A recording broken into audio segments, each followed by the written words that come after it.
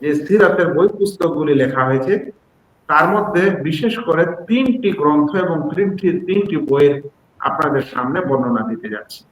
এই 3টি বই বর্তমান যুগের লেখকের বই এবং এগুলোতে কি বিশেষ গুণাগুণ আছে সে সম্পর্কে ইনশাআল্লাহ আমরা এখন জানবো ইনশাআল্লাহ। সেই 3টি বই প্রথমে আমি নামগুলি নিয়ে নিচ্ছি। প্রথম নামটি হচ্ছে আস-সিরা আন-নববিয়্যা ফি যাওইল মাসাদির আল-আসলিয়্যা। এর অনুবাদ বাংলায় হতে পারে যে মানে প্রকৃত গ্রন্থের আলোকে সিরাতে নববী। আচ্ছা, দ্বিতীয় একটি বই হচ্ছে আস-সিরা আন-নববিয়্যা আস-সাহিহা, সহিহ সিরাতে নববী, সহিহ জীবনী, সহিহ সাল্লাল্লাহু সহিহ জীবনী, সহিহ সিরাত। আর তৃতীয় গ্রন্থটি খুবই আমাদের কাছে নন্দিত, প্রিয় এবং খুবই প্রসিদ্ধ গ্রন্থ, সেটি হলো আর-রাহিকুল মাহতুম। এই 3টি গ্রন্থ যেটা আমাদের বর্তমান যুগে এবং আধুনিক যুগের লেখক দ্বারা এই 3টি বই লেখা হয়েছে। এখানে যে কথাটি আমি বুঝাতে চাচ্ছি আমাদের শ্রোতা ভাইদেরকে একটু বলবো যে আমি এমন কোন ইতিহাস বা সিরাত নিয়ে আসছি না আপনাদের কাছে যেগুলোতে এলোমেলো তথ্য আছে বা ভুল ভ্রান্তি আছে খুব বেশি এবং আকীদারও গোলমাল আছে, এরকম তথ্য আমি একটাও আপনাদের কাছে নিয়ে আসছি না। আমি নিয়ে আসছি যেগুলো নির্ভরযোগ্য এবং যে সকল সিরাতের গ্রন্থে যে তথ্যগুলো পাবেন সেটা হাদিসের আলোকে, আকীদার আলোকে ইত্যাদি আলোকে যেগুলো গ্রহণীয় এবং যেগুলোর মধ্যে ত্রুটি খুবই কম। তো বর্তমান যুগ সিরাতের অনেক লেখক এবং সিরাত লেখা হয়েছে এবং সিরাতের বই আবির্ভাব হয়েছে, প্রকাশ হয়েছে, কিন্তু এই 3টির ব্যাখ্যা আমি আপনাদের কাছে দিতে চাচ্ছি। কারণ সিরাতের পণ্ডিতগণ মনে করেন যে বর্তমান যুগের সহিহ সিরাত যদি কেউ লিখেছেন বর্তমান যুগে, তাহলে এই 3টি লেখক এবং এই 3টি বই। সে কারণে আমি এই 3টি বই আলোচনা আপনাদের কাছে আমাদের আজকের আলোচনার শেষ পর্বে ইনশাআল্লাহ আলোচনা করতে যাচ্ছি। আমাদের কাছে আর 10 মিনিট সময় আছে, ইনশাআল্লাহ এর মধ্যে এই 3টি বইয়ের আমরা পর্যালোচনা শুনবো। তার মধ্যে প্রথম বইটির নাম হচ্ছে আস-সিরা আন-নববিয়্যা ফি যাওইল মাসাদির আসলিয়্যা। এই বইটির লেখক হচ্ছেন ডক্টর মাহদী রিজকুল্লাহ আহমদ। ডক্টর মাহদী রিজকুল্লাহ আহমদ তিনি মালিক সৌদ ইউনিভার্সিটির প্রাক্তন প্রফেসর, ইসলামিক স্টাডিজ এবং ইসলামিক কালচার বিভাগের তিনি প্রাক্তন প্রফেসর। আর মালিক সৌদ ইউনিভার্সিটি এটি রিয়াদে অবস্থিত। ইনি এই বইটি লেখার সময় কোরআন, সহিহ হাদিস আর সিরাত ও মাগাজির নির্ভরযোগ্য বর্ণনাগুলির উপর নির্ভর করে তার সম্পূর্ণ বইটিকে সাজিয়েছেন।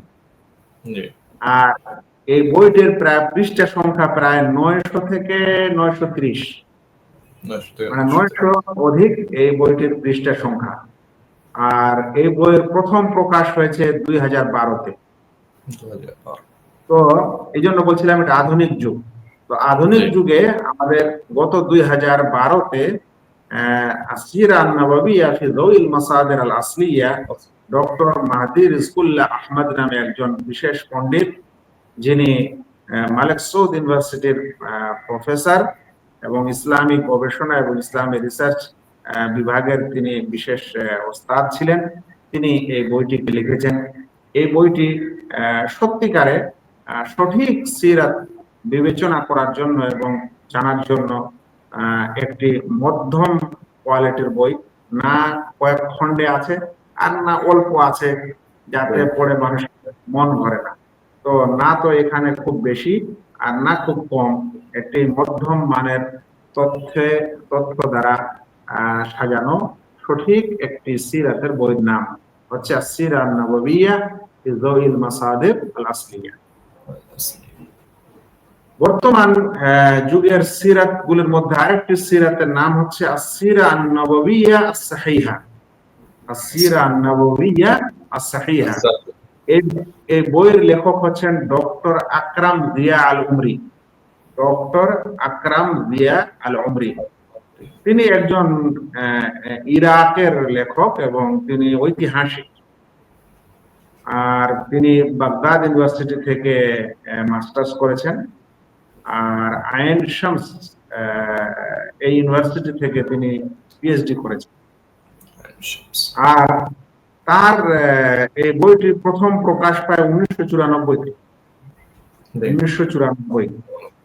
1994-তে প্রথম প্রকাশ পায় তার এই সিরাতের গ্রন্থ, এবং এই গ্রন্থটি 2 খণ্ডে আছে।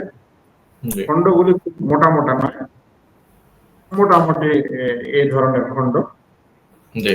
আর 2 খণ্ডের পৃষ্ঠার সংখ্যা প্রায় 772 পৃষ্ঠায় তার এই বইটি আছে। তিনি সিরাত লেখাতে মুহাদ্দিসিনদের হাদিস সহিহ জয়ীফ হওয়ার যে নীতি রয়েছে, সেই নীতির উপর নির্ভর করে এই সিরাত লিখেছেন। মানে সিরাতের কোন ঘটনা, কোন কিসসা যখন তিনি লিখেছেন, তখন ওর সূত্রটা কি এবং ওই সূত্রটা সহিহ না জয়ীফ না হাসান, এরকম বিবেচনা করে সানাদ মাতানের মুহাদ্দিসিনদের যেভাবে রায়া হয় এবং গবেষণা হয়, সেই আলোকে তিনি এই সিরাতের গ্রন্থ সাজিয়েছেন।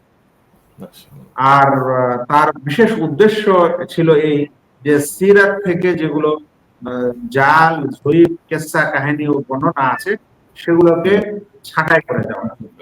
যেমন তিনি বিশেষ করে ওই যে কিসসাতুর রাহিব বহেরা রাহেবের শাম সিরিয়া প্রদেশে রাসূল সাল্লাল্লাহু আলাইহি ওয়াসাল্লামের ব্যবসা করতে যাওয়ার সময় রাস্তায় একজন রাহেব দেখা হয়, আর সেই রাহেব বিভিন্ন কথা বলে, তোমার এই হবে সেই হবে।